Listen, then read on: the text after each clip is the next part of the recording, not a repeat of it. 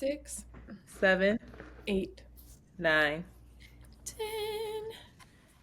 Yes, oh, what? Hey, welcome to another episode of Around the Way Curls. Hi, let's have some energy. You Why know, don't we? I I was vegan last week, right? Was I talking about being vegan? The Let me fact tell you that you something. opened up this episode after we just had that amazing interview about I restricting food, and then you I open like did. this. That you guys will hear it in a couple of minutes, so that we are not making chronological sense to you. But I have a weird relationship with food as Mm. well. It may not come up in weight fluctuation, but I definitely have a clean eating well type of uh, voice in my head. I watched that damn show on Netflix. I was raised vegetarian, so I have like moral, environmental, spirit, all these things around food, knowing better. Anyway, the best hoagies in Philadelphia are on Midville Avenue at this corner store called Majors that only takes EBT and cash. Yes. The best hoagie. I was coming from Germantown, and the way that thing called me, and I got Mm. it with honey cheddar Mr. G's chips in Ooh, you a put them inside? 2 bags, put them inside of extra mayo is what I get. I get honey maple, provolone, extra mayo, everything. What's everything? You get hot sweets, Yep, onions, sweet, lettuce, hot, tomato. onion, pickles, lettuce, Yeah, tomato, that's how you do it. Do you do vinegar or oregano, no? no vinegar, Yeah, me oregano, neither. oil. Oh, you do Girl, I oil, got. even with the extra mayo. It's a soggy sandwich. I don't think they ignore me. They don't put oil. I don't think they have oil back there anyway. I don't even think they did. Now that I think about it, They Antoinette, do that. it's I the can't wait to go with best. you. We have to go. Oh my God. So I ain't vegan no more. And after listening to Dr. this Kelly. doctor, I need it every now and then. That ain't nothing wrong with a little processed meat, a little nitrogen. What is it in your what do they process I it don't with? know. Is it nitrogen? Not Please Google nitrogen. that. Nitrates. Well, nitrate never hurt nobody. Not nitrogen. I ain't pregnant. I ain't gotta worry about it. Oh boy. But it made me think about the way I used to eat though as a young middle schooler. I don't know where I got money from. I might have had a job. I must have always had a job, so I've been working forever. So, I bought my own lunches apparently as well. $2. Wow. I would go to the corner store. I would get a Days soda strawberry short can, 4 peppermints, The 2 peppermints, the and about three peppermints bags of chips. are throwing me The off, ball Shati. peppermints. It Ew, girl. it What do had you us in a chokehold for it whatever did it reason. had you in a chokehold. It did not No, have anybody else. all of the Sunflower fifth seeds through had us in a chokehold. Lemon slow heads down, had us in a jeez. No chokehold. lemon heads for us. You Sunflower didn't have seeds. lemon heads? That I did, but it wasn't a chokehold. Warheads? Nah, nope, What? not a chokehold. I would eat them, but anyway, candy also wasn't my thing. You know what I mean? But on Fridays, I would also steal a hoagie. All of us would steal hoagies. I know how you did it too. You was on Hansberry, weren't you? We were on Corner store right Hansberry. on Hansberry. We would go there. I would get all that. I would go in the back, order my Uh-huh. hoagie, then go get my soda, my chips, pay for it. Buy They the give me the black accoutrement. bag. The Uh-huh. accoutrement will go into the black bag. Mind you, it's like 4 of us, so we're yelling, we're loud, ignorant, It's about 4 feet in the confusing, whole store. chaotic. You know what I mean? Take my black bag, go back. I'm like, my hoagie ready? Yep. Put the Hoagie right in hoagie there. in it. Bust out. Leave every Friday. Only the Right real now, then ones I pay knew. for them. I remember the smallest hoagie was 250 250. back That's in what the we would day. get. Yep. 250. That's how much Hmm. they cost. I can't It was imagine what they busting. cost right now. They're like $10 or That's the some toge was nonsense. $9. This one I got at Majors. Did you get a short, a No, real it was a small one, or you got a large. big boy? Oh wow, That's a large. It's they $9. keeping the hood alive, cause EBT that's and cheap. cash only. I'm not mad at That all. is brilliant. It's brilliant. We need shirts Anyway, to say that what? EBT and cash only? right on It's the chest. crazy. That's it. You know they owned by Chinese Asians when they say that. Cash only in Philly. Oh, I It's think you just true. said something racist. It's Okay, true. we have Dr. Because they Kelly have a on. product. They got We that have blue Dr. magic. Kelly on. We cannot act up today. I want her to repost this episode, please, and be proud of it. I I will apologize. say that back in the day, my poor eating habits started. We didn't have corner stores where I grew up, so we used to go to the mobile gas station. All right. And then when I started going to Germantown and the Boys and Girls Club and stuff, that's how I know about Oh, Hansberry that's when and you that started corner going to store. the poppy stores, What? huh? Well, the Poppy store was always around when we was in Germantown, but I didn't have Poppy stores in Roxborough when I was a young kid growing up.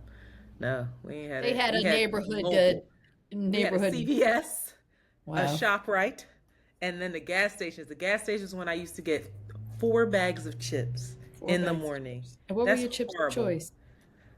2 sour cream and onion, cheddar, Ruffles.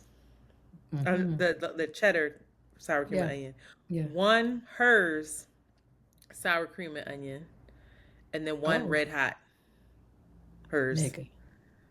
My That is sister used to bust down the hot fries. That was her hot jam. fries with Andy on the front, Mr. Cat, Andy Cat. That I love hot We fries. are not well. I cannot believe we're doing this at the top of this episode. I just need everybody to know we just had an interview with Dr. Kelly It's Ruglass, who is a duality. licensed clinical psychologist certified in eating disorders. And this is how we're starting episode 336. This is real. This is the Wow. starting of, and so that's why I now have like a weird relationship a little bit. Like I can't be eating like this. I gotta eat We can't be clean. eating like this because we're getting older and we want to live. But also, Kelly said YOLO. I don't know. That's not what she said. Don't say that. Don't. Now you. That's not what she said. How about Just you, kidding. Internet? Um, You gotta listen. Stay you have to tuned listen. Stay to tuned. It's interpret. great. I think Dr. Kelly is, I dare I say it, top 5 guests. I think top 3. Oh, I'm thinking at least top It was 5. amazing. It was It was really amazing informative and really for me. encouraging as well. Encouraging, Yeah, it was illuminating. hopeful. Yeah. All the Yep. words. Just saying Yep. shit. I With that said, I'd like to thank Jade and Kia, Jade of all Jade specifically, for suggesting Dr. Kelly for me personally a couple years ago. And also following back up and saying, girl, I haven't seen her on Around the Way Curls. Get her on there. And I said, you're right. So shout out to Jade for that. A queen does not hoard a resource. God bless her. Speaking of another queen that doesn't hoard a resource, we got to respond to those emails Mandy sent. Mandy hit me up today and was like, friend, let me read you what she wrote. Because I looked at it. I was having a very frustrating day at the work. And she said, can I get you a day at the damn spa? Question mark. How can I help you find some time for you to take a breather? I know you're working and I know I've been busy, but I hate hearing you sound like this, friend, with the sad face. I had to sit back and be like, what the hell is she talking about? I'm Because fine. it's a week later. It's a new day. The birds are chirping. Sis, I'm on a new Oh, y'all, frustration I of the know. week. Y'all listen to the podcast, but that was A what we week, recorded a week in week the past. right. We like, A week has passed. Okay, a whole weekend happened, my girl. period done came and gone. Everything fine. My period is upon me. It's supposed to Okay. come tomorrow. So speaking of periods, first of all, thank you, Mandy. But I just want to, yes, I was down last week. Still we back up. disassociated a little bit, but coming back because today was a conversation where I think I faced some things. So here we are. Speaking of menstrual cycles, I'm getting an IUD again. Ooh, you You got niggas all up in your uterus. I'm I getting an saw that you were IUD sharing again. this, and I was like, Yeah, because I shared it. I shared it last I time that love I had an this. IUD. I'm This is getting an real. IUD again, and I this time have a ton of anxiety around it. I'm hitting the table, and I don't want Monty to get mad. A ton of anxiety. One, I watched an insertion video.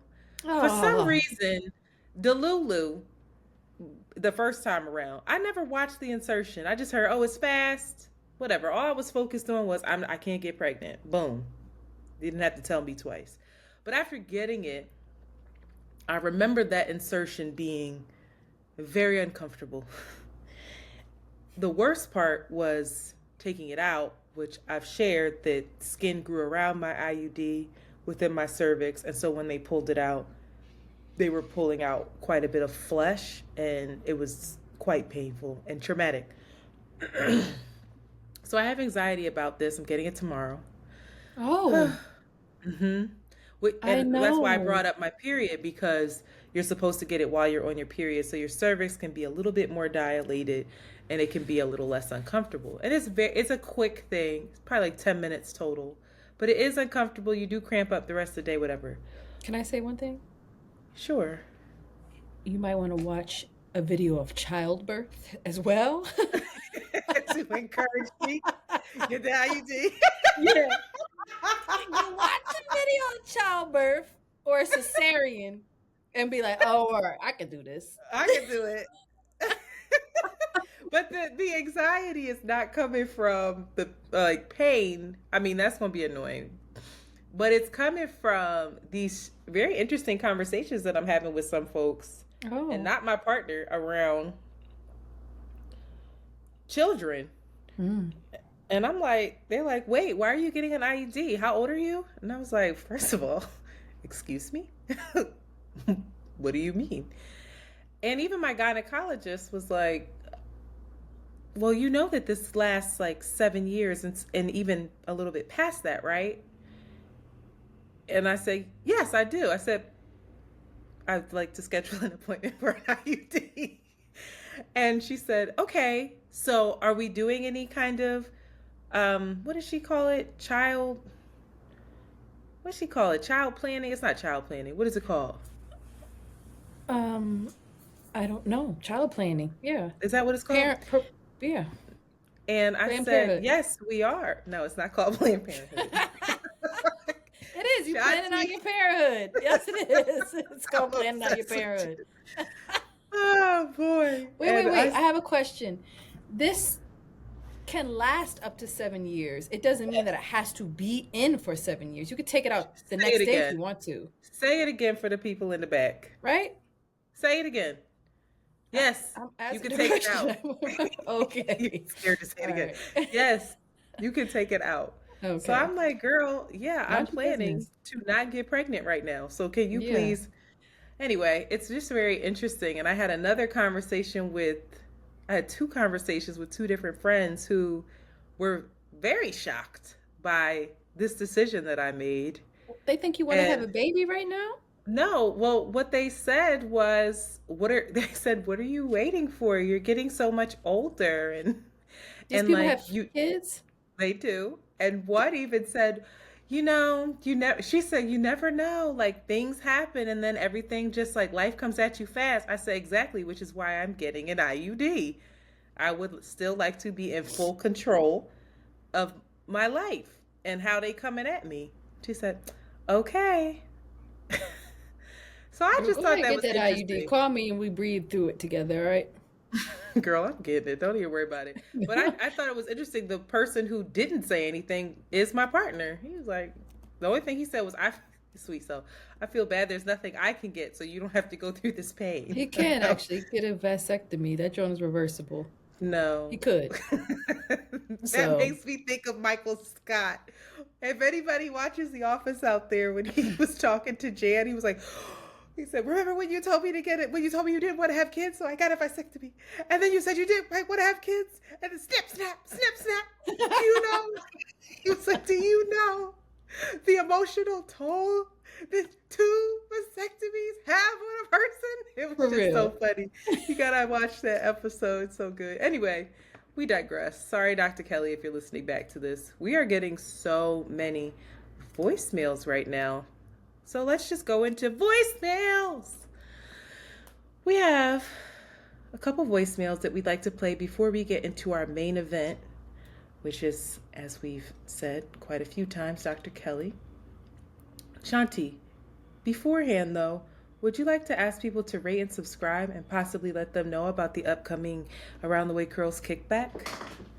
Sure, you guys, if you're listening to Around the Way Curls as OG listeners or new listeners and have yet to rate, subscribe, or share your love of this podcast with your community, either through Spotify where you can comment or Apple, or just nudging your neighbor on the subway and say, hey, check out these girls, you should do so now. That supports us. The best recommendations are personal recommendations. Recommend us. If you'd like to support us financially, you should consider becoming a patron on our Patreon account where you can see us live in action. You're going to see this very beautiful doctor. You're going to see the difference in names and education What titles did your very name clearly. read? My name says Sean Juan the Don. What am Antoinette I? says Ann Tweezy. And then we have a PhD, Dr. Kelly. Like, you'll just see a lot of On the information peeks into our lives, you know? duality is a thing, sweetie.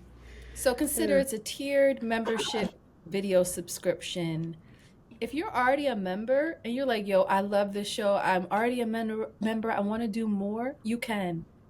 A lot of y'all are going from 5 to 7, 7 to 10. You know, y'all making it rain, you know, and we need and appreciate that as well. So consider at And if you, oh, what is sorry. it? Around the Way, www.aroundthewaygirls. Nope. Mm. www.patreon.com/around the way curls. Also, if you would like to leave us a voicemail with any thoughts, any questions, please call us at 215-948-2780. That's 215-948-2780. We're going to get into our first voicemail now.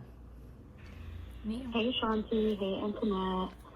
So I have kind of an advice question, but also just something I'd be curious to hear your take on, because I really am super impressed and value the type of friendship that you have, not only with each other, but also your larger friend group. I think it is beautiful and so full of just clear, authentic love. And I hope to cultivate that in my friendships, but I've always struggled with friendships for a whole list of reasons, but I have a very tight circle of individual friendships, and one of my closest friends, who I consider to be one of my best friends, who I've known for about 5 years, and we've been very close over the last maybe 3 years. She has been in a relationship that has been going for about 3 or 4 years, and she recently told me that she cheated on her boyfriend. This is the person that and I think most people in her life thought she was going to marry and be with for hopefully a long time, if not forever. And I was shocked, to say the least. I think mostly because I didn't know that there were any deep issues that were present in the relationship. And when she told me, she explained that there had been some sexual incompatibility, some incompatibility around the level of engagement with each other, because they are sort of long distance-ish for at least another less than a year. And I struggled because I am someone who has a very strong opinion about infidelity. And most of my friends know this. I have been cheated on. I have also had most relatives in my family cheat or be cheated on. So that is a very big value that I have morally and ethically. And her explanations left me wanting for more because I still didn't understand how she ended up in this situation. I mean, I understand how you do, but it seemed like problems that could have either been addressed, which I don't think she gave her partner the chance to address them, but also, obviously break up with the person before you take that next step into cheating, and that's my perspective. So I'd be curious to hear from you all. How do you handle a friend kind of doing something that you ethically and morally deeply disagree with? And does that affect your friendship, even if it has nothing to do with you? She didn't do it to me, but it definitely is affecting. She got cut off, and she called back and just said she reiterated things and was looking for advice on that. Tati? You can go first. I hate you. Sis, I think I'll say what happens in our friend group. We do not always agree with one another. I am typically the person who has a lot of, you know what? I take that back. I've been doing better. In the past, I've been the person who had a lot of convictions about how things should operate, how things shouldn't, and tried to be the moral compass of the group. And that can be very annoying. It can also make people feel very judged and unsafe. So I think there's a delicate approach that we have to this type of thing. I think in friendships and any relationship, we should be honest with how we feel and try to understand the ways in which our own judgment is clouding our feelings for our friend, and just offer them advice and figure out how to love them through it, which is a really hard thing to do. It's hard when you feel like someone in your world is not only disappointing you and kind of betraying their relationship, but disappointing probably themselves. But I think there's a root cause to that. It's like, well, why did this person do that? And that's what I now focus on more of, what do you need that you're not getting, or how are you feeling, or how can I be of any support? Or there's just more concern than judgment, and love, and and support. It's a hard thing to do, but it'll be a really good lesson on your end. And then also, if you get into a place where sometimes people move in ways that they don't gel with who you are, and it can take a toll, and sometimes you have to take a step back, but only you can determine that. But first and foremost, I think honesty is important, and trying to approach it from a place where you're not just judging them. Yeah, I don't think I have much different to offer. Again, to your point, I think you should sit with your own response to it as well, and manage what you're projecting onto your friend, and be led with more curiosity and concern versus critique. And if you don't have the capacity to do that, then to, like Antoinette said, honestly, if you have to, if she asks, if she feels unsupported, be honest about, hey, this is something that's too tender for me. I can't separate my own pain and history with this to work through this with you. Or you just step back completely. You have that conversation if it's too much for you to do, and tell her that, or you just, have your own self-awareness to step back, because that's a real thing too. And it doesn't make you a bad friend. It doesn't make you unsupportive. It doesn't make you, quote unquote, too judgmental. It's just too tender for you. It's you can't separate yourself from it, and then that's your work to kind of untangle. But I think you should be led by curiosity, because there is a reason it's behind it. that is probably a little bit less sinister than you may be feeling in your disappointment in her. Great response. Next voicemail. Hi, it's your favorite Baltimore girl that got burnt by the Philly dude. So I don't learn from my lessons, and I met another Philly dude, and he's not from Philly, he's from Delaware, but either way. So he asked me to go to the Roots picnic because he lives across the street from the Roots picnic. So we think about going. So of course I was thinking in my head like, oh, all my favorite Philly girls gonna be there. So are y'all gonna be there at the Roots picnic this year? If not, it's okay. I'll find y'all somewhere else. I just sound like a creeper because I definitely went to the little Christmas village looking for Sabi. But yeah, so that's all I want to know. Are y'all going to the Roots picnic? And also, again, I love you guys. And yeah, this Philly dude, I haven't had no issues out of him. So yay. Good luck, girl. I'm gonna try to go. I'm gonna try to vend there. I'm gonna try to work. I'm trying my hardest to get in there to work, but What you mean you trying your hardest? You've been there every year. You better not have a problem. yeah, but getting there. they're not. They haven't announced a marketplace, and I don't know. It's a little ambiguous right now. Interesting. So inshallah, I'm gonna try to be I there. don't- I'm gonna try to show my breast to Andre 3000 while he playing that flute, unserious. When This man playing his flute, and I'm be like, ah! you won't be the only one. It's very big hippie energy. That's what I we love should it. all do is just flash him. That man gonna quit his job like D'Angelo. He gonna be like, God damn it! He gonna be so upset with us. When is the Roots picnic? The first weekend in June. Maybe. I don't know. I didn't make plans for it. We'll see. I haven't decided. Sorry. I'm anticlimactic. All right. Ready? Mm-hmm. Hi, Antoinette. Hi, Santi. This is Sarah out of DC. This is my first time calling, but I've been listening for like a lot of years. But I felt compelled to call because I wanted to jump in real quick about y'all's conversation on American Fiction in the most recent episode.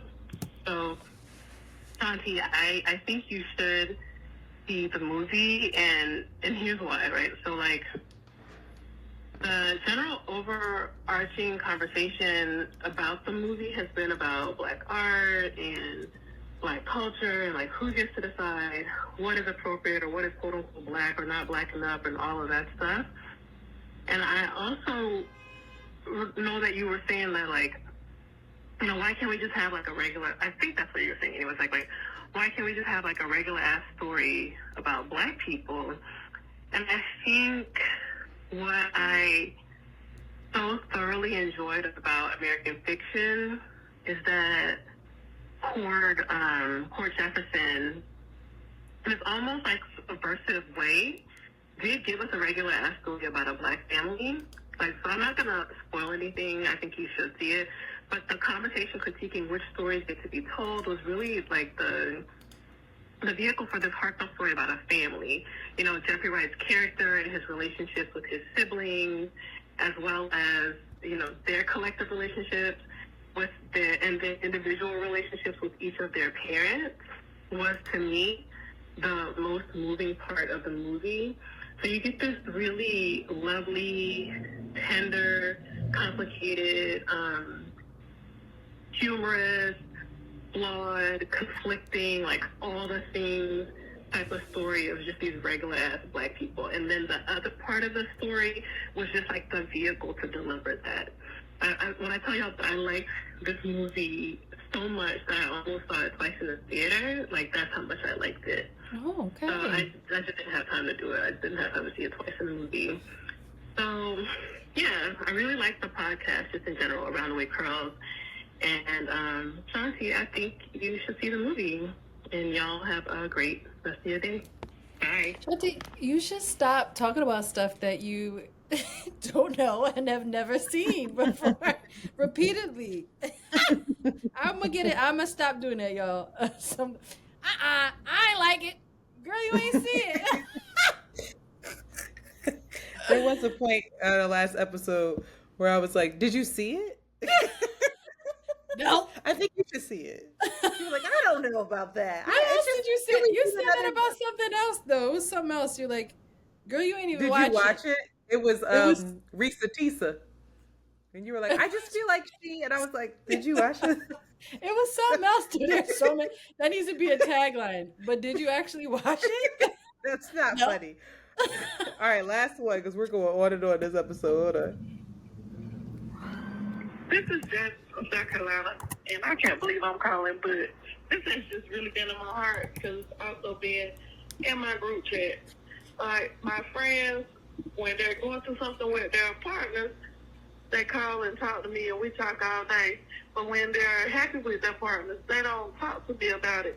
And I finally had to set a boundary and tell them, as quick as you tell me the bad parts of your relationship, start telling me the good parts so I can see why you're staying, so I won't be disliking this nigga. So I say that to say this, like, on the podcast, y'all explain to us all the hardships y'all going through. Like on episode 333, where Internet was telling us about what she's going through with one of her friends and went into a deep conversation about it. But now that she's in a happy relationship, we don't get to hear about it. And the same, like, it's always going to be haters. But the same people who are there for you while y'all going through stuff, we're going to be there for you while you're in a happy relationship. We're going to be praying that the relationship still flourish. So I just wanted to say that. So maybe Internet won't be so hesitant of telling us about the good parts of her life now, because we already know how much what she was going through in her job, how she was feeling lonely before. And now she's found a great partner. Even if it doesn't last forever, it gives you hope that you can have this and you will always be able to find what you want. So we just want to hear more about that happiness. I know that's motherfucking right. Not y'all keeping us in check. Not y'all keeping us together. Okay? And I love it for us. Heard you. I think I gave a little bit last. That obviously we record a week in advance again, and today is Thursday, March 21st, and an episode just came out entitled "Are You Ready for a Good Guy?" And I do talk a little bit about this gentleman who will still remain anonymous. I'm sorry. It ain't happening over here. Ain't no artsy bullshit happening over here. You have to see me in the street with him to know who I'm talking about. But yeah, no, I can definitely, I won't, part of me is new, and when it's not so new, maybe I'll go into more detail about how I feel in the relationship and how it feels to be exalted and honored and loved on. But I am still getting you gotta go used into to what detail. that Just is. say I'm happy. Life is I'm good. As happy happy. as I've been in a minute. You ain't gotta hear all In that. terms of a romantic relationship, sure. There are other aspects that I am struggling with right now, as evidence. It is evident as last episode. Someone literally just called and said, "Girl, get one better help." So I guess I'll do that after this. So can you take us into our break? And then again, we're going to be joined by the amazing Dr. Kelli. So this is one you'll want to stay tuned to the end, y'all. After these messages, we'll be right back. Boop. And we are back. So I am very, very excited about this next guest. I should say shout out to Jade of all Jades, because this guest was on Getting Grown. She is a fan favorite over at Getting Grown, also a host favorite. And my good friend Jade of all Jades hit me up last year, said, "Listen, I know that you don't listen to podcasts, but you need to listen to this episode because I think it will resonate with you based off of stuff that I've shared with Jade." She said, "We had Dr. Kelli on, and Dr. Kelli is a licensed clinical psychologist and a certified eating disorder specialist.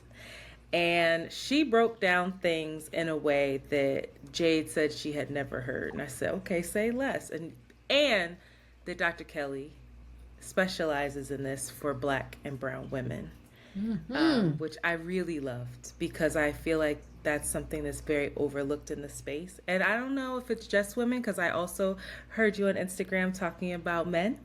So curious to hear more about that. But you were also on Getting Grown Again, where you discussed all of these weight loss shots and things, Wegovy, Ozempic, Mounjaro, and Jay brought it to me again and said, I haven't seen her on, and this is something that you need. So go have a conversation, reach out to her. She's wonderful. And so that's what I did. I mustered up the courage and I DM'd Dr. Kelli, and Dr. Kelli said, okay, girl, here's my email. Let's make it happen. So Dr. Kelli is on Around the Way Curls, and we are very, very excited to have you here. Thank you for being here. Thank you for having me. I'm so excited to be here. You're also, I do want to say that you are also the Chief Clinical Officer at Project Heal. Yep, which is a eating disorder nonprofit. So that is very dope. I also saw that you had launched like a 8-week series, but it's all like booked solid. Do you want to talk about that at all? Or we can wait on that. You can wait, or we can talk about it now. It's a food and body liberation group for women of color, and it's an 8-week group, and it starts in April. So the goal is to have more. So if you can't make it to this one, there will be another one. So absolutely contact me, reach out to me, and let me know after you guys hear what it'll be about. Yes. All right. So I'll start with, I was going through your Instagram page. I was looking you up on YouTube, and the first question that I had was, one, in my research, I saw that eating disorders are the second deadliest mental illness in America, but only 10% of folks that actually suffer from them receive treatment. And that was so jarring to me. And I think the first one, what is the top disorder? It's opioid abuse. Wow. Wow. So after people don't normally think, abuse. nobody really thinks about substance abuse in like mental health. Sometimes we kind of just separate it and say, oh, that's addiction, that's something else. But those are mental health diagnoses. So the number one, the one that people die from the most is opioid abuse. And then second is eating disorders. Eating disorders used to be number one. That is, a significant 1 in 5 people will pass away from the complications of an eating disorder. So that is significant considering we typically think of like schizophrenia or bipolar. Like those are the things that we think are the ones that are the most serious. But eating disorders affect every single organ in the body, right? So that is what makes it very unique and very different from all of the other mental health diagnoses. So with that said, I guess my question to you is, what is an eating disorder? Because I feel like there's a spectrum that because I think of eating disorder, I think of bulimia, anorexia, and I think of a very specific type of person and group. Yeah. So eating disorders is an umbrella term for any type of disruption that a person has between their relationship with food and their body. And it can look a little different depending on which disorder you have, but eating disorders is like the umbrella term that we use to categorize any disruption. So the most common ones that you will hear about are going to be the anorexia nervosa, bulimia nervosa, binge eating disorder, and maybe you'll hear about something called avoidant restrictive food intake disorder. We shorten it to ARFID. But those are not even, out of the ones I've listed, I still have not listed the most common eating disorder. And the most common eating disorder is actually something called other specified food and eating disorder, right? It's this weird title that houses something called atypical anorexia nervosa, which is essentially someone who has every last symptom of anorexia, except they live in a normal body, what's categorized as a normal body. So that is actually the most common diagnosis of all the different eating disorders. So what is anorexia for folks who don't know? Sure. So anorexia nervosa is the one that you see most often depicted in media. Anorexia nervosa and bulimia, I think, are the ones that people are most familiar with. Anorexia nervosa is when someone is very restrictive with their eating, and they restrict so much so that they begin to lose a large amount of weight in a very short period of time. Now, the traditional diagnosis, you would have to get to a very, very low weight in order to meet that criteria. But unfortunately, what we know is that you don't actually have to be at a severely low weight to still suffer all the physical and mental health consequences of an eating disorder. So right now, we have what's called anorexia nervosa binge eating type, anorexia nervosa restrictive type. And the only difference between those two is a person who restricts and restricts and restricts, and that's it, and they get to a low weight, and all they do is restriction, versus a person who restricts but sometimes has episodes of binge eating or overeating episodes, or sometimes has episodes of purging, which could be vomiting or laxative use in the middle of their restriction, right? So that is what is considered anorexia nervosa. But again, for the traditional diagnosis, you have to get to an extremely low weight, even lower than what the BMI considers low, right? The BMI is a very problematic measure of, health and weight, but unfortunately it's a part of how we make this diagnosis at this moment in time. And so you have different numbers that are associated with your body fat, right? And those numbers are associated with what we think of as normal, overweight, obese. All of those titles are connected to the BMI. And so you have to be at a significantly low weight in order to meet the criteria for anorexia nervosa. So it's very restrictive. But again, what is restriction? Sometimes we think of it as just someone who doesn't eat very much. They never want to eat, they don't eat very much, and that's what we think of as restrictive. But restrictive can be you avoid certain food groups. You only eat clean. You only eat food that you make in your house, and you don't eat food out in restaurants, right? Restriction can look very different. Restriction can also be unintentional. Think about folks who might have a food insecurity, right? Folks whose money isn't stretching the entire month. So they get to a point of the month where they just can't eat, or they've got to spread their meals out. That is restriction. And you can actually trigger an eating disorder without even trying by putting your body into this state of not having enough food when it wants it. So that is the best description I can give of what anorexia is. But I think to go a little bit deeper, it looks very different in communities of color. It looks very different in Black and brown women. Another hallmark of anorexia nervosa is what we call a drive for thinness. So that usually means, right, for people, of Eurocentric backgrounds, that usually means they're saying things like, I want to be the thinnest person in the room. I just want to be tiny, tiny, tiny, thin, thin, thin, thin, thin.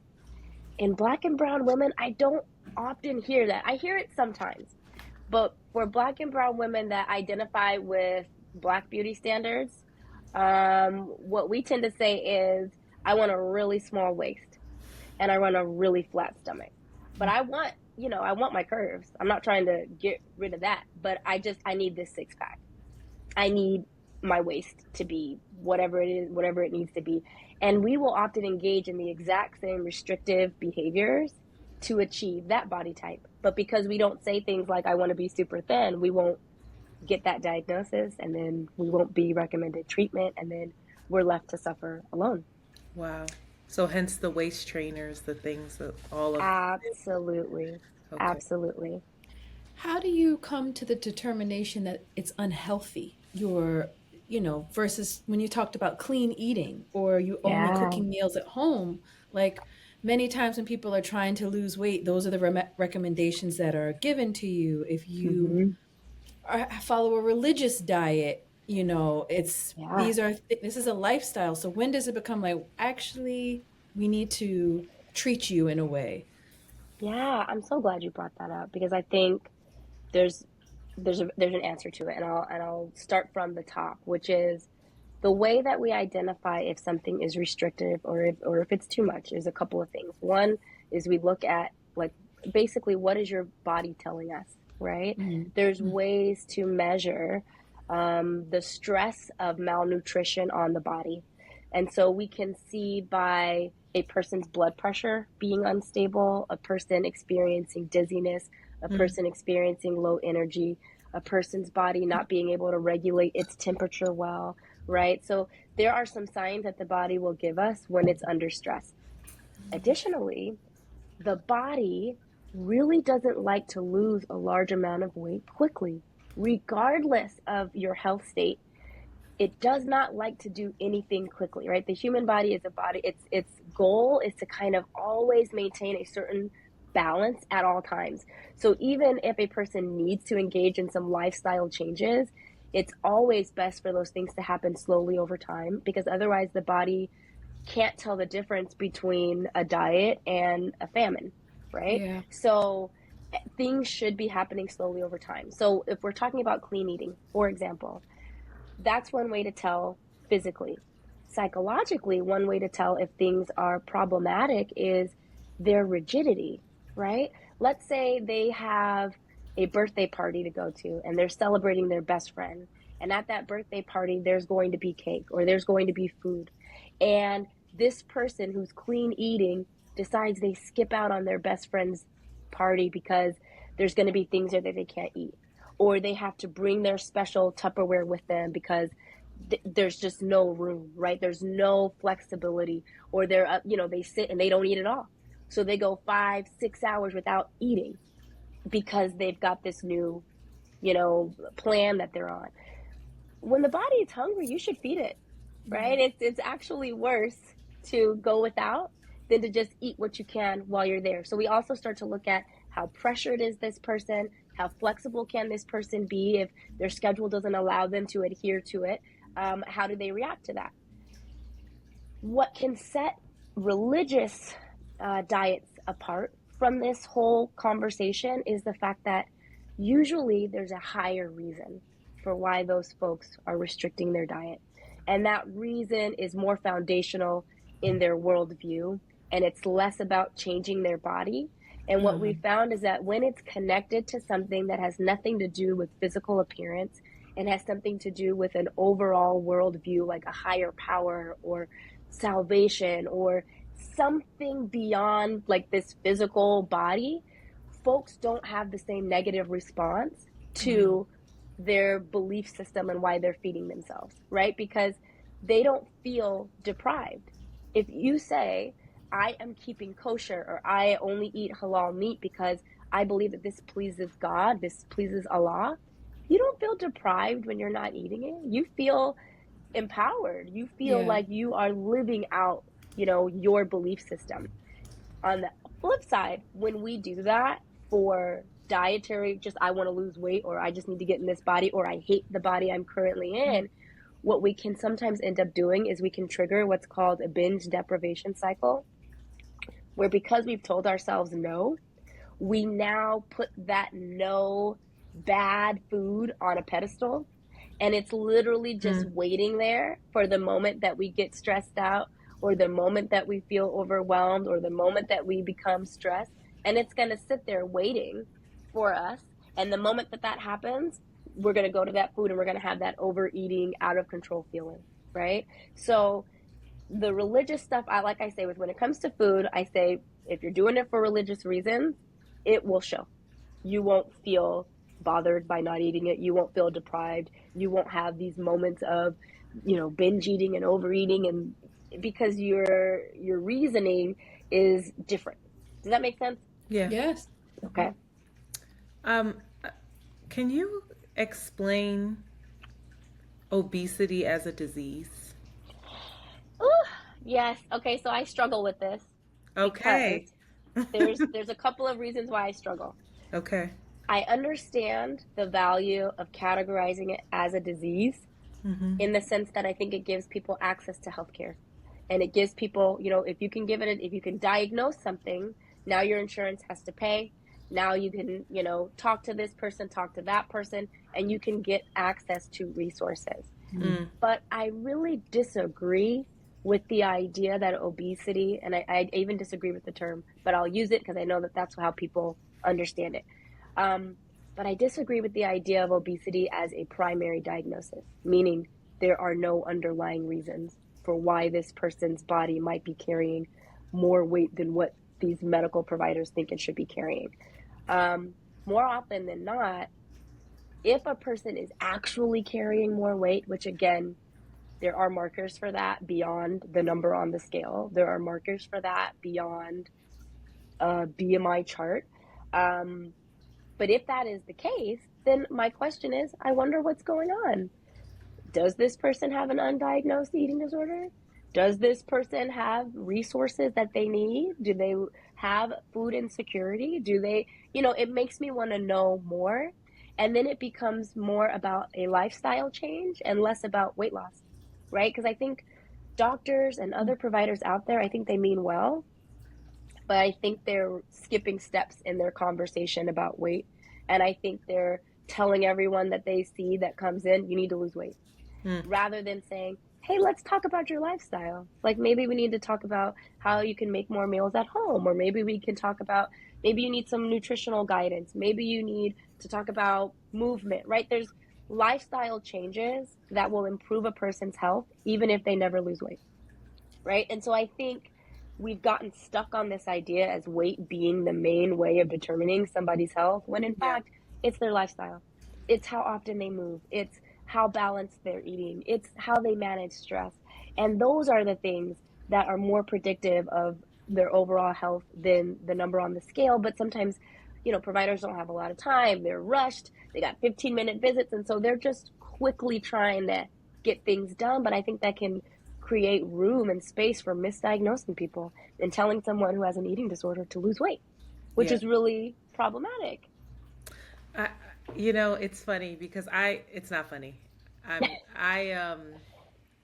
I'm obese on paper. On the scale. On the scale, I am obese. And I have a family member, a loved one who I'm the biggest person in my immediate family. Everybody else is very fit, very fit. And there's a person in my family who recently had very high cholesterol. And my mother called me very upset that this person had high cholesterol. And the way that she expressed her love and care for me was, if they have high cholesterol, I'm really worried about you. See? And I said, well, Mom, my numbers are actually all fine. And she said, well, that can't be right. You're not getting the right tests.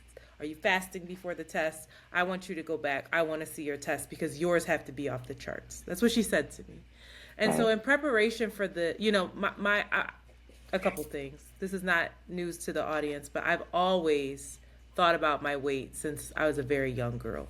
It's been something that's been on the forefront every day, all day. I'm 36 years old for at least 30 years that I've been thinking about weight.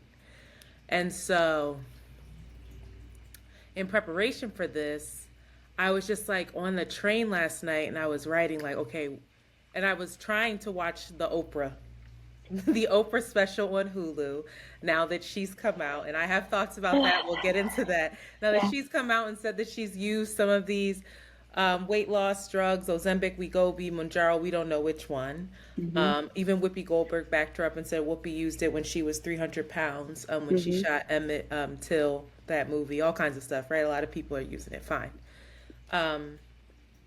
But I was watching that and she was talking about obesity as a disease and you can't help it. Your mind, there's something wrong with your mind.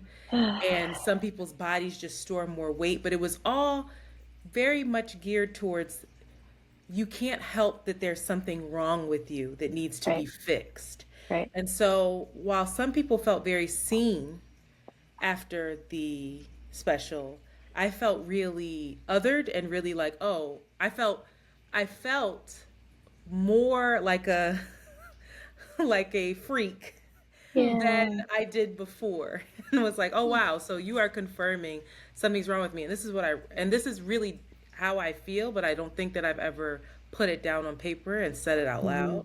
But I said, that me being overweight reveals how little self-control I have, Mm-hmm. how little willpower I have, that I'm lazy, that I'm complacent, that I'm unserious about my life, and that I deserve the rejection that I feel because if I wanted to feel differently, I would just lose weight. Mm-hmm. And so, for those people who are very high performing in every other aspect of their life, it's a very difficult thing to manage. And so, Yeah. I don't necessarily think I have an eating disorder, but then I started to think, well, maybe I do because I'm thinking about food all day, every day, whether Mm-hmm. it's how I'm going to escape, Yeah. how I need to restrict the food Mm-hmm. in order to lose weight or feel better, or I'm afraid that I'm going to have some sort of issue Yeah. health wise. And so I'm Mm-hmm. constantly thinking about that. And I was like, well, I don't know if that's I don't know if that's an eating disorder or if that's something else. Yeah. So Yeah. Well, I think the first thing I want to say is I'm so sorry that you have had to live and grow up in this society that we all have to live in because it is a very damaging society when it comes to beauty standards, when it comes to weight, when it comes to race, when it comes to fat phobia. Like, it's part of the discomfort that most of us feel in our bodies has very little to do with our bodies and everything to do with the harshness of the world that we live in. And I just want to apologize and say that it like breaks my heart to hear that this is, that you have had to internalize the problems in our society and that you've internalized them as something being wrong with you. When in fact, and that's the biggest problem with, I think, the way Oprah and others have talked about these drugs is they have acted as though to be in a bigger body is automatically wrong and inherently a problem. And that's just not true. It just, like, I don't know, like, there is such a thing as health at every size, which is this idea that you can have full health in a variety of different body types, that there is no one body type that owns health. And we've been lied to for centuries about this very idea. And there's this wonderful book called Fearing the Black Body by Sabrina Strings, this amazing Black author and professor who really details historically the racist origins of the beauty standards that we have today, the racist origins of fat phobia, so that we can start to understand that if we hate our bodies, it's not just because we want to hate our bodies. There's a lot of history, and there are also a lot of industries that rely on us hating ourselves and feeling as if something is wrong with us. So let's talk about this idea of exactly what you mentioned, obesity. So a quarter of the population will meet the criteria for overweight or obese, and they will not have any metabolic problems at all. Their blood sugar will be normal, their blood pressure will be normal, their cholesterol will be normal. On the other side, there's a quarter of the population that will fall under the category of normal, and they will have all of the metabolic problems associated with obesity. They will have high blood pressure, they will have blood sugar problems, they will have high cholesterol.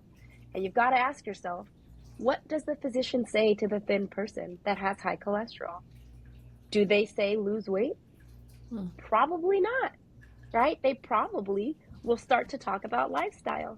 They'll probably have the conversation that they should be having with everyone, right? Because metabolic numbers indicate that there just might be some imbalances that need to be addressed, and that's it.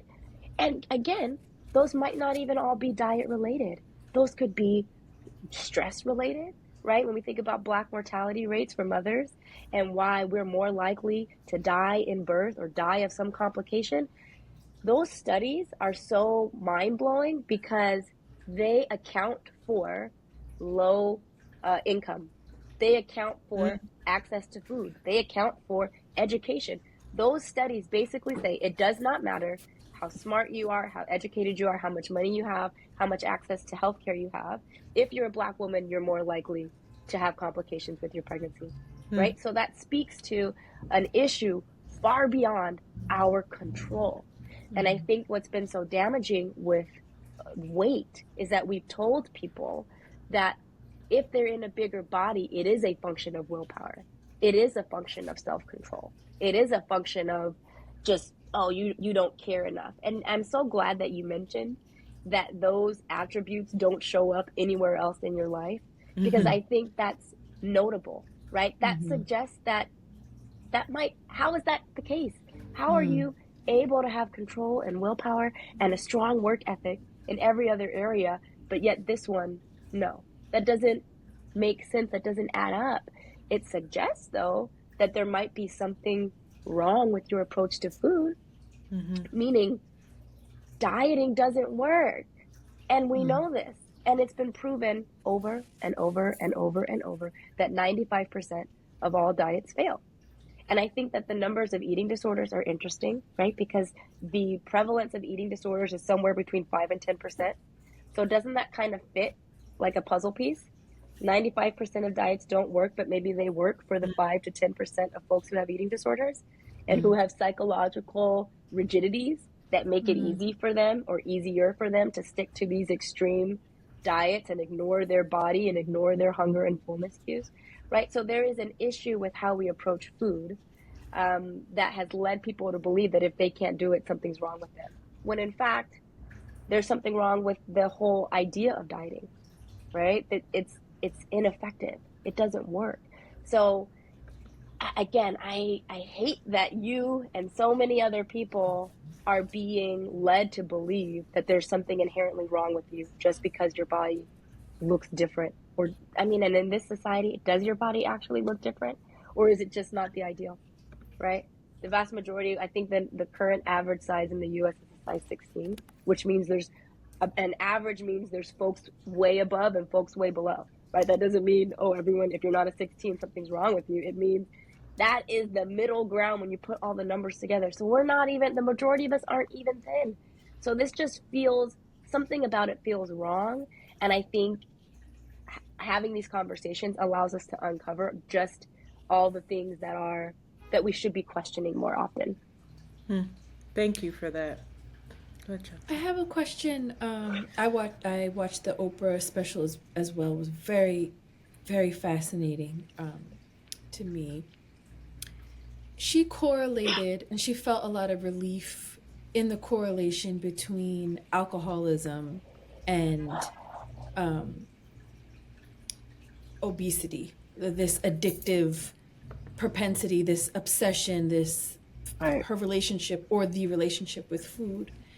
Right. And I talked to a friend, and he and I talk about this or laugh. He mentions it a lot in his own family about people will not put, they are diabetic, they're overweight, they will not give up their liter of Pepsi. They will not give up their sugar addictions. And I connected to the addiction, and I think it's a real thing. And yeah, it may be rooted. I feel like lifestyle is also rooted in trauma, rooted in the same roots as those that may choose to turn to alcohol or abuse drugs, because it's escape, it's relief, it's pleasure, and your body becomes addicted to it, and there's no other possibilities. You can't not, it's killing me, but I will have this liter of soda. So I was just wondering, what's your thoughts on that? So I don't agree with the idea that food of any kind is addictive, because Not I think even you've got sugar. no, Wow. no, because that major study that they talk about where they say, oh, they gave the sugar to the rats and the rats, were acting the same way with sugar that they were with cocaine. What they don't tell you is that they restricted sugar first. They did not give the rats access to any sugar at all. And then when they did finally give them access, then there was this out of control, incessant, eating it, needing it, no matter what, right? And what that speaks to is the reality that it is the restriction that creates the out of control relationship that many of us have with certain foods. And by restriction, I'm not just talking about you physically actually like not eating it. I'm talking about the psychological restriction when we categorize foods as good and bad, as junk food and healthy food. And so we tell ourselves, so even when we eat it, we're feeling bad, we're feeling guilty, we're feeling shame, we're feeling like we shouldn't, right? That is a level of restriction, which means you're not freely giving yourself the opportunity to just eat and then move on and go to the next meal, right? You're feeling the guilt, you're feeling the shame, and then that shame influences your next meal. And if you eat this meal and you didn't do right, then your next meal you eat a little bit less to account for the last meal, and then now you're hungry, and now you get to that third meal, and now the third meal feels out of control, and now you got to make up for that one, and the next, right? Everything stays connected, and we're not able to just mindfully make decisions based on our needs, our body's needs, what we have to do in the day, what's balanced, what we feel like, right? There's so much baggage around eating that we've lost contact with our own hunger and fullness cues, and we've lost the ability to just honor what our body's telling us. And that's one of the only survival skills as humans that we're born with, right? Babies are born knowing when to eat, how much to eat, and when to stop. They don't know anything else, but they know that. And what we see is that babies grow beautifully, right? When there's no intervention and there's no, not this, no, like this, no, not this time, that time, up. When there's no intervention, you look at a baby's growth curve and it's just beautiful, right? There's no interruption, right? Because the baby is only listening to its body cues. The parents rely on the baby and listen to the baby, and things work out just fine. It's when we start to get involved and we start to micromanage that we start to have problems. I think the other thing to note about addiction is that food is required for us for our survival. Drugs, alcohol, none of it is a requirement for survival. So I think it's important that we really use different language around the things that we need to survive. We need food, we need water, we need air, right? You can't be addicted to the things that you need to survive. If it feels like an addictive relationship, then it means we need to do some deeper digging to figure out what's going on. But these are things we need to survive. These things are in a class of their own. The other thing that makes them different is that what we find with addictions is that they start to multiply. Your dependency starts to multiply over time. One cigarette was initially enough, now you got to have two. Two was enough, now you have to have three. Three was enough, now you got to have five. Five, now six, now 10, now, right? Cocaine, some other substances, you start to see that people start to develop a certain sensitivity to the drug, meaning they need more and more and more and more and more to satisfy that same craving. Food doesn't work that way. What you will find is that maybe what happens is as a person's body changes, maybe as a person gains weight, they have different energy needs. Their energy needs go up, so they start to eat to match their energy needs. But that's not the same thing as all things remain the same and my sensitivity and my need for food starts to increase, right? So I think it's really important that we have different language. That's not to say that people don't have disordered relationships with food, right? When you describe someone who has diabetes but has to have their Pepsi, that says to me, oh, we need to have a conversation, because I'm not sure that this person is aware, right? Like, how much education were they given around, you want this thing because it tastes good. Tell me all the other areas in your life where you're able to treat yourself. How often are you able to do that, right? I often think about Black people, and I often think about our roots in slavery. And I often think about how little access to joy we had, and how, I imagine that one of the only things that we had was food, right? That we were responsible for cooking, and we were given scraps, and we were sometimes allowed to, do what we wanted with the leftovers. And I often think about what that must have been like, and how that relationship with food might still play a big role in our lives, right? That you might not have anywhere else in your life to enjoy something or to indulge, right? If you don't have a lot of resources, those french fries are a big deal, right? They're not just about food, right? They're not just about energy. It could be your one moment of joy, your one moment of peace in a day. And I think if you're dealing with someone, let's say who has diabetes, and they're not letting that Pepsi go, you need to understand what that Pepsi means to them, because it's probably more than just a sugary drink, right? And by taking the time to understand what that means, you might be able to help that person identify other ways to get those needs met, right? But if we don't do that extra step, and then we say give it up.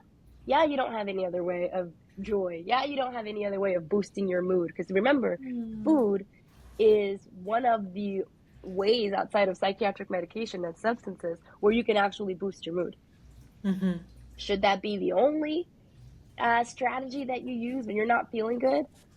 Well, I mean, you should have a variety, but we shouldn't take it away, because that's life-saving. How many of us in the pandemic didn't have anything else to soothe ourselves and to boost our mood? And, psychiatry appointments are 6 months out before you can get in. Access to healthcare is rough. So being able to eat a churro or have your chicken and feel immediately an improvement in your mood is a good thing, but we need to make sure that folks have a variety of ways of soothing themselves when they don't feel good, of celebrating when they're excited, of grieving when they're sad. It can't just be food, because that's just not balanced, but food shouldn't be taken away. Does that make sense? Absolutely. Okay. It's so layered, It when, is. we talk about food, because it's like, yes, it's deeply rooted in our traditions, right? Mm-hmm. Somebody passes away, what do? You send them food, you send them, Yes, and depending on where you come from, it's a certain kind of food. Then you absolutely. also have the idea of like this cyclical thing where it's, I soothe with food, I feel shame that I soothe with food, I need to soothe again. And it goes Yeah, around and around. The food absolutely. deserts, what food is accessible to me? Then we're creatures of habit. This is what I know, and Yeah, there's all kinds of things that, like you said, there's a much larger conversation needed when with that person who won't give up the Pepsi, you absolutely. know. Yeah, it's wild. And also, do they have access to something else that tastes delicious? You know, Absolutely. I love Right? that poppy soda, or it's Yeah, a prebiotic drink, but the shit is yeah, $3 a can. I don't exactly. know if everybody can afford that. It's $28 Exactly. for 12 cans. Exactly. And It's ridiculous. these are real factors that Hmm. influence our decisions and how we feed ourselves. And we're not talking about it. And we're boiling everything down to self-control, right? We're boiling Shame. everything down to you're not doing, yeah, but you have diabetes, so you should stop. And it's like, well, yeah, but I used to work background. I'm a health psychologist by training. And Mm. so I have worked in several, a lot of different health clinics.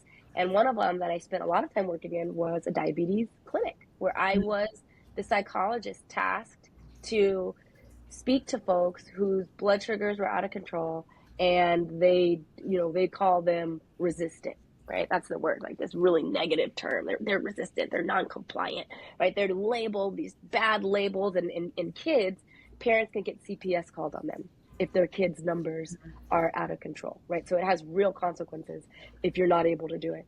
But I would often just think about what little, how little the education was tailored to them, how they would just be given a very basic, this is a carb, this is a that, this is what you need to avoid. Don't eat this, don't eat that. They would be told that all of their native foods are bad.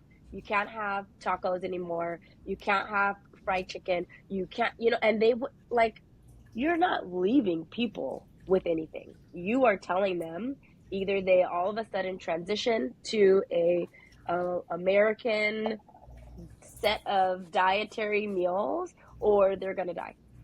And surprisingly, or not surprisingly, folks get discouraged and they Yeah. say, that's too hard. So I'm not going to do anything close to it. Because if that's what it takes, then I'm just going to take the life that I have. I'm going to live it. And if I die early, I die early. So I think we do people like a disservice by not acknowledging the real factors that influence how all of us choose our foods. Hmm. I yeah, I could go on and on. I was watching The View earlier, a snippet, and Giselle Bundchen, you know who that is? Yeah. The Brazilian model. The model. She was on there. She has a new health cookbook, of Oh, course. Lord. And it was interesting where she was talking about, how she's incorporating all of these different ways, that whether it's all of these different lifestyles in terms of food and nutrition, and whether some meals are all raw, some meals are vegan, some meals have meat, and she's like, you have to have variety, and there has to be balance, which I was surprised. I was like, oh, okay, good for you, Giselle. Yeah. And then it was interesting how Joy Behar said, well, this all looks like it takes forever to make. The average person doesn't have time for this. When is the average person doing this 3 times a day? Yeah. There's people have kids. Yeah. And she said, oh, you have to meal prep on the weekends. And I was sitting there thinking like, wow, for somebody who has a job, works all Yeah. week, plus a Yeah. podcast, and then you have those 2 raggedy days to Yep. yourself. To think that you're going to stay all day, one day in the kitchen, just chopping shit up, Right. for your raw meal is like, yeah, we should do it. But I Right. say all that to say that there are also other factors in which the ways in which we are worked Yeah. also prohibit us from being able to really focus on our health, Yeah. and maintain a certain lifestyle that a lot of us really want. Yeah. And I'm at that's the why, yeah, go ahead. I'm sorry. I mean, for me, and I know a lot of my friends are at the point where it's either you work out after work or you sleep. Yeah. And we're at the point where, like, all right, we got to sacrifice some sleep because we got to get to this class. And then it's like, well, what is that doing to our bodies? So And what is that doing psychologically? Because movement is so important, right? In so terms of important. health, our bodies are, our skeletal system is a bunch of joints, right? That move in a variety of ways, which speaks to the fact that we're supposed to be moving. But we live in a society that also says 9 to 5, taking the majority of a person's energy and working Longer. day It ain't 9 to 5 no longer. more. Right, and this is just me throwing it out there, knowing that Mm-hmm. most people work way longer than that. But we also have this, this is what our body needs, but this is what our society says we need to do in order to live. Yeah. And those two things are actually, they don't go together. So, when I'm talking to people, because people will say, well, you're saying dieting doesn't work. You're saying this doesn't that. So what do I do? Because I don't feel like my relationship with food is balanced. I feel like there are things off. What do I do? And the work that I do with my clients is really centered around figuring out, number one, thinking about balance in a different way, meaning we start with where you're at. I'm not trying to get you to change your diet, become a whole new person, eat a whole bunch of different things you've never had before. But I do encourage my clients to start looking at their meals mindfully and saying, all right, what's the basic understanding of balance? Balance is you have a little bit of this, a little bit of that, a little bit of this, a little bit of that. I don't have too much of any one thing. Okay, when we think about food, if you were to turn over, any food packaging, you're going to see nutritional facts, and you're going to see a set of different food groups. You're going to see protein, carbohydrates, sugar, fat. Those are the things you're going to see. In theory, every meal should be a balance of those things, right? And they've got all kinds of pictures. There's a method called the plate by plate method, where it moves you away from calories. It moves you away from numbers and macros and all this detail that's really not necessary. If really what we're talking about is health, you don't need all of that in order to be able to create a lifestyle that's healthy, that supports your body. And so the goal is to start to create more balance in how you choose your foods. And that balance is not achieved by taking things out. It's achieved by adding. So most times we think of balance as, oh, I got to eat less sugar. Let's just start with where you're at, right? Maybe that will come. But oftentimes, if you add in more fruits and veggies, you will find that the balance automatically will shift, right? If that's what you're missing is fruits and veggies, then we say, well, then start with that. I'm not here to tell you to take things out. That's what diets do. And we all know that it ends up backfiring on us because when we take it out, we tell ourselves we're not allowed. And then we set up cheat days, and then we don't set up a cheat day, and then the cheat day just happens on its own. Then we feel terrible. Then we restrict, right? It's a never ending cycle. In an effort to break that cycle, we say nothing is off limits. There are no bad foods. There are no junk foods. Food has nutritional value. Some food has more nutrients and less energy. Other food has more energy for you and less nutrients. The goal is balance of all of those things. And you slowly try to, include more balance in your meal choices. And we just sort of slowly but surely, step by step, get to a point where you feel more at peace about eating because you have a sense of what you're doing. You're not actively shaming and guilting yourself. And you might even be able to tap into some hunger and fullness cues throughout this process. And, it becomes a more holistic and a more mindful approach, and it's less punitive and it's less restrictive. And it is more of like, you take each individual meal as it comes. And when that meal is done, then you go to the next. And you kind of take it one meal at a time instead of bunching everything up, paying for that meal on that meal, earning this meal by not doing that thing. It's just one meal at a time. And, I work with clients. I work with dietitians, especially to help in this process so that I can focus on the emotional stuff and that emotional baggage connected to food. And then the dietitian can do the more detailed work of like helping you get comfortable with foods that used to be off limits. How are you doing on time? I want to ask you about these new drugs. Okay. Yeah. Thank you. Because I love that approach of adding, because I'm sitting here thinking about it like, when my plate is full of salad and vegetables, I automatically eat less of the other stuff because that's there. So duh. Yeah. All right. We had some listener feedback on we touched on the Oprah thing where she stepped down from the Weight Watchers board, yada yada yada. She did have the Weight Watchers lady on the Hulu special for like maybe what, Shanti? It was like 10 seconds. Endorsing it. It was one big promo. It was one long promo commercial. Yeah. I said, who is paying her? But anyway, go ahead. So folks who don't know what we're talking about, Oprah had a special on Hulu after all of this happened where she was, she did initially deny using these drugs to assist her. And then she was very emboldened and said, I'm not going to shame myself for feeling more at home in my body. And that resonated with me, even though, I don't take those things, the weight loss injections. I know plenty of people who do. I know plenty of people who are losing weight on it, who feel great, who are very happy with their results. So there's no hate here.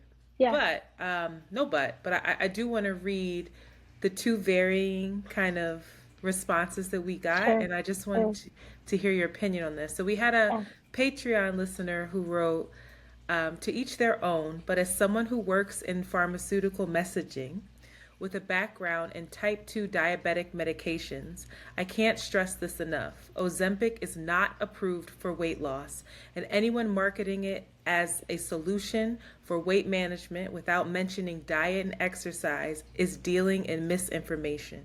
Hence, the nationwide shortage of Ozempic leaves people with diabetes out in the cold and Ozempic abusers with damaged organs. Going as far to say the product is like a redemption is dangerously irresponsible, given the level of influence, access, she, Oprah, has over the public in the last 3 decades, especially in decision making.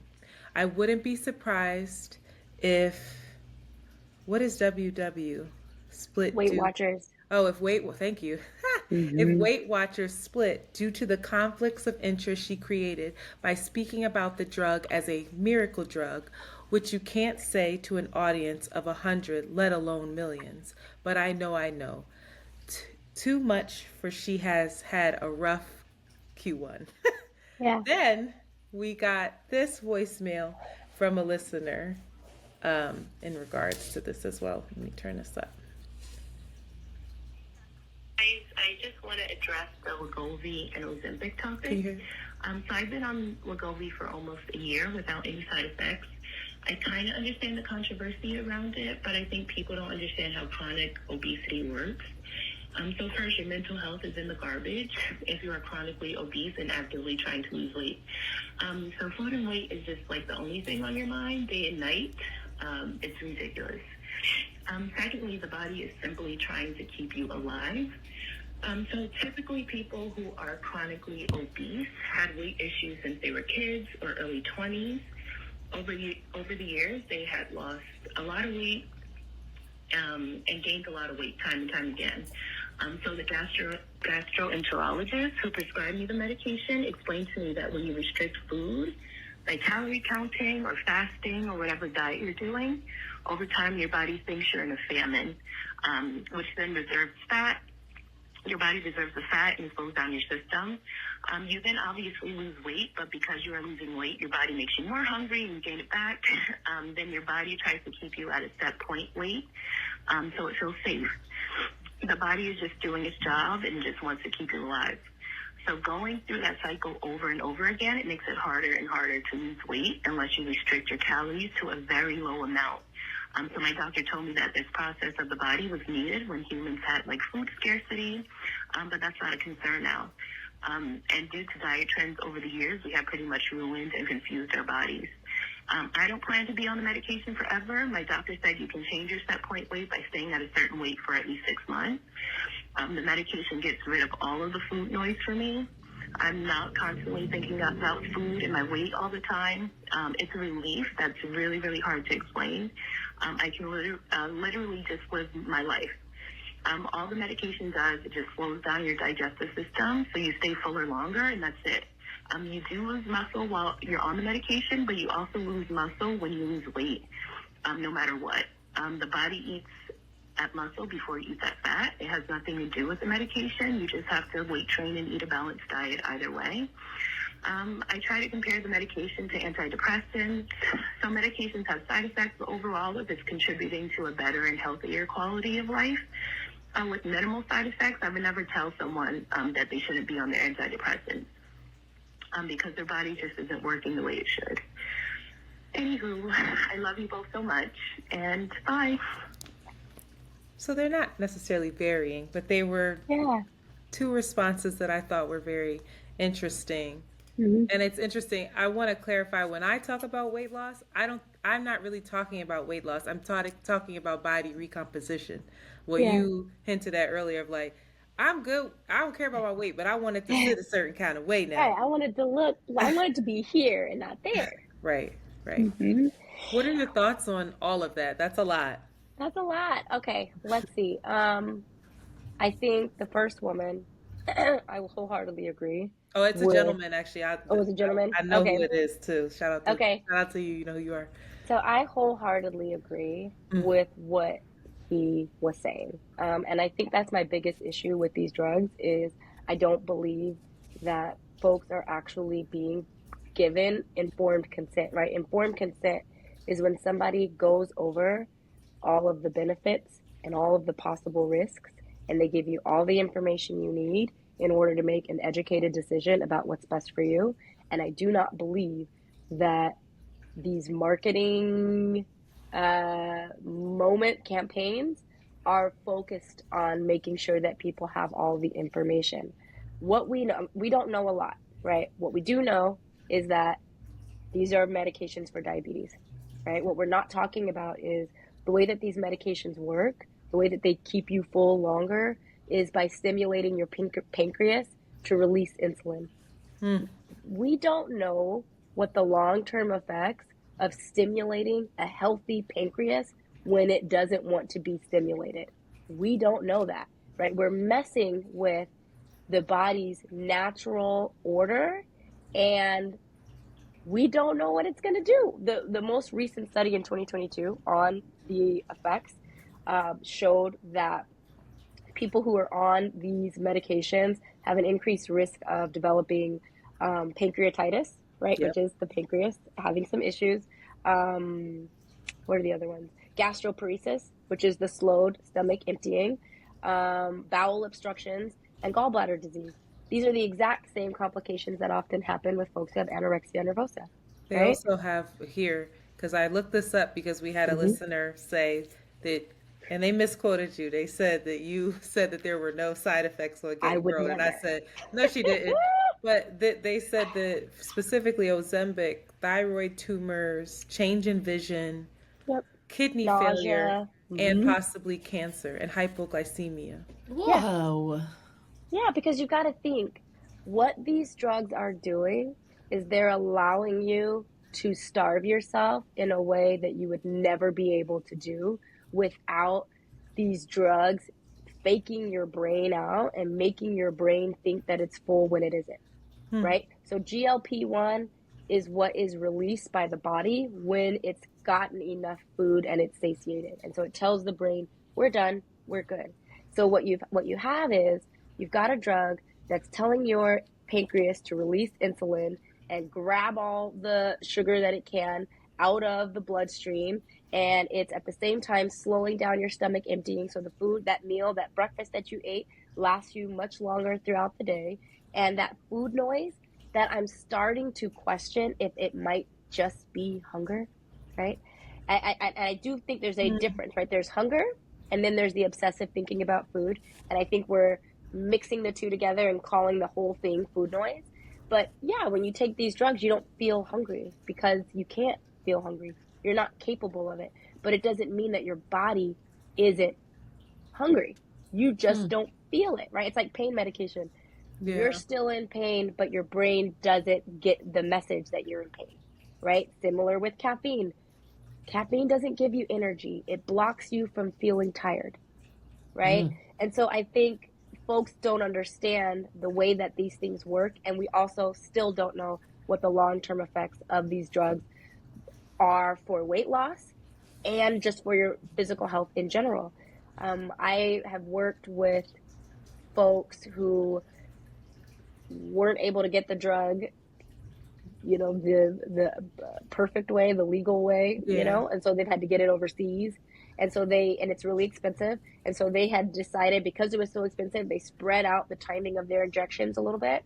And by doing that, the woman ended up having a binge episode unlike anything she had ever experienced in her life. And it scared her so much that she called to make an assessment, to do an assessment to find out, I need help, because what happens? What am I going to do when I get off these drugs? Now, that's not the story for everyone, right? Hopefully, if you have enough resources, you will do these drugs with a team of people who could support you. But there's major risks. If you have an eating disorder too, an undiagnosed one, which is the majority of eating disorders are undiagnosed, this is going to aggravate it. This is going to make it worse. And you might not know it until you're off of it. So for the other woman who called, listen, I hear her pain, and I in no way judge people who feel like I don't have any other option. This is the only option I have. I am just trying to do the best that I can. And this is the path that I'm taking to relieve myself of the discomfort of being in a larger body, of thinking about food all the time. I don't fault people. Everyone deserves the right to make decisions for their own health, regardless of what anybody else thinks about it. I just hope that folks are getting all the information that they need to actually be able to weigh out the risks and the benefits. It sounds like for her, it's working out great, but we don't know, right? She doesn't know until she's stopped taking it. Like, she doesn't know if she's going to be able to maintain whatever weight loss she was able to get, if her health will rebound, right? There's so much we don't know that I do think it's terribly irresponsible to call this thing a cure, to talk about it as an absolutely necessary part of people's weight loss journeys. It's terribly irresponsible because there's just so much we don't know. And what we do know is scary. Thank you for that. Shanti, do you have anything else? No, I don't. I have one last thing because we like Sure. to hear our tagline is duality is a thing. We try to hold two things at once. Yeah. So, what would you say to the person who is actively trying to be engaged in radical self love Yeah. while also honoring the fact that they want to be in a different body? Yeah. I would say that that would make you a very human person, right? That, you know, to live in the society that we live in, that really makes it hard to live your life comfortably in a larger body, that it would make sense to feel the pull of both things, to feel the pull of wanting to love yourself and feeling like you deserve all the love and compassion that you probably give to other people, but at the same time, just not wanting the headache of thinking about it all the time and not wanting to walk around feeling judged. So I would say that it makes you human, and that I hope you continue to have that internal dialogue within yourself about why why the weight loss feels important, or why the changing of the body feels so important. Sit with that, right? Talk to a clinician, talk to a provider who specializes in body image and eating, and really hash these conversations out, because there's more to it than it just being your own thoughts and your own feelings and your own, oh, I just don't like this body. There's so much more to it that I think it's worth taking the time to explore all the things that are playing into that for you as an Mm. individual.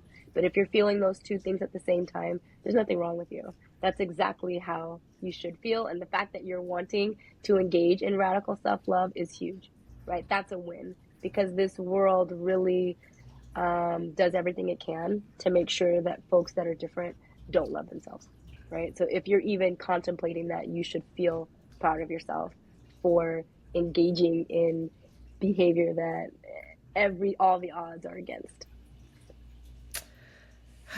Dr. Kelly Ruglass, everyone. Thank What a you. wonderful conversation. Thank you so much. Of course. Thank Thank you. you all Thank for you. having me. Thank you. Can you please tell the people where to follow you on all the Yes, platforms, all the ways in which we can support you, what newsletter we can subscribe to so we can find yeah. out when the next, iteration of the, I don't know if it's a woman, Support is it a group. woman's Yeah, support it's a group? women's It is group. a Mm-hmm. women's group. Mm-hmm. When that opens up, like all the things. Sure. So I can't say that I'm the best person at social media, to be honest. But I do. My Instagram is Dr. Kelly Ruglass, Kelly with an I, and Ruglass is exactly the way it sounds, Rugless. And I often post things in my stories, and I definitely post updates about whatever groups I'm doing. It's the same handle for all platforms: TikTok, Threads, the whole thing. I'm not on X anymore. I had to let that I go. know that's right. I had to say, no, no, sir. But, and I also work at Project Heal. And I think for anybody out there who has concerns or questions about, do I have an eating disorder? Where can I get help? The projectheal.org is an amazing resource. Their website is a resource for finding providers, but we also offer free clinical assessments. So if Wow. you're Wow. unsure and you have a question, you can schedule a free clinical assessment with a licensed clinician who will tell you not only whether or not you meet the criteria, but they'll also map out a plan of action for how to address it. That's And I think incredible. that's really valuable, because the only other way to do that is to go to an eating disorder treatment center, and they obviously have a vested interest in you being in their program. So it's Right. not the most unbiased assessment, but through Project Heal it is, right? We only have your best interest.